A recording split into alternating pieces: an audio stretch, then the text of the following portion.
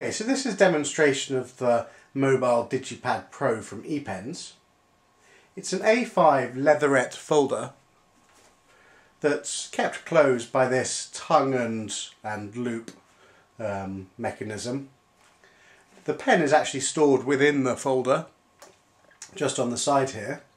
The pen's kept in place prevented from falling out by one end, the receiver unit, and on the opposite end the actual cap of the pen is large enough so that it doesn't fall through the pen's loop.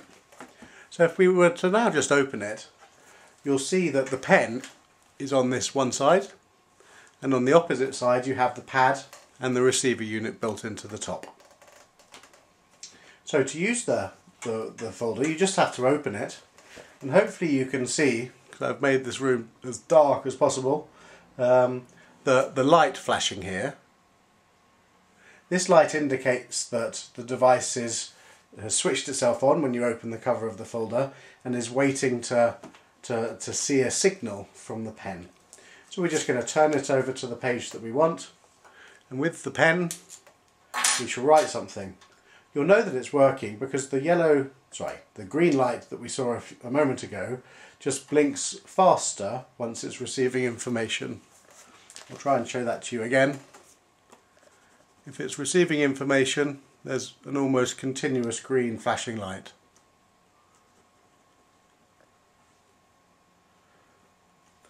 Okay, and once you've finished writing your full page of A5, you just turn the clip over and all the lights will start flashing, and that's saved. You saved your note. Now you would obviously also turn over your paper, and then you're ready to start writing again. So let me just show that to you again. If I was to write something, when I turn it over, all the lights will start flashing, and that indicates that I've stored that page. Let me just do that one last time just to make sure you saw. So we write something and then we turn it across and all the lights are flashing. Okay, this is a brand new device, and when it's new you may find that the receiver unit is quite stiff to turn backwards and forwards. When you do turn it backwards and forwards, you need to make sure that it is actually down flat on the page.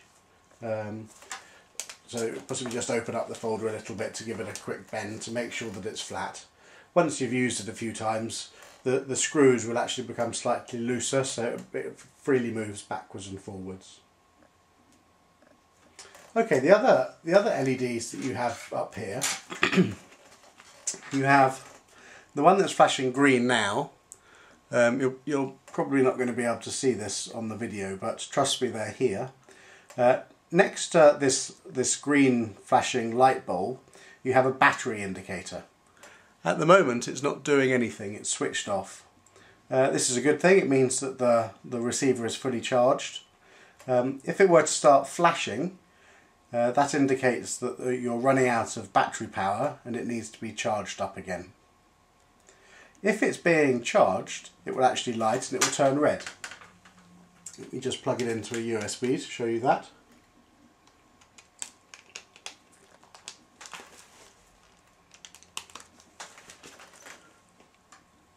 Okay, so hopefully now you'll be able to see that this green light also has a red flashing light next to it. This indicates that the receiver is charging.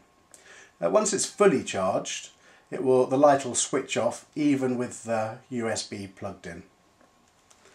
So let me just pull that out now. The last LED we have on the end here is a Bluetooth LED. So at the moment it's switched off to indicate that Bluetooth isn't active. But on the top of the unit you just have a single button. If you were to press that for about 3 seconds,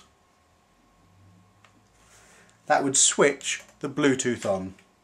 So that should now become a white flashing light alongside the green one to indicate that Bluetooth is switched on. Now also on the top of the unit here you have the reset button.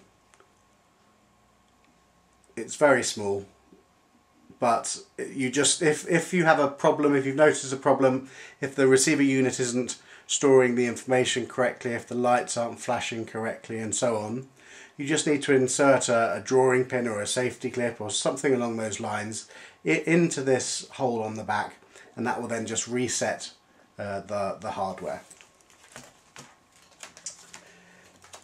When you come to register the device, you'll be asked for the serial number. You'll find the serial number on the back of the receiver, just underneath the ePen's logo. The pad of paper can be replaced. You simply need to pull this pad out and then insert in another one into the same place. It should fit just about any A5 pad. We recommend getting one that's bound in the centre and preferably has the last page being card, so when you slide it in it will be a firmer fit rather than just using a few sheets of paper. I think that's pretty much all I have to say, but if you have any questions, please just drop me a message and I'll try and respond as quickly as possible.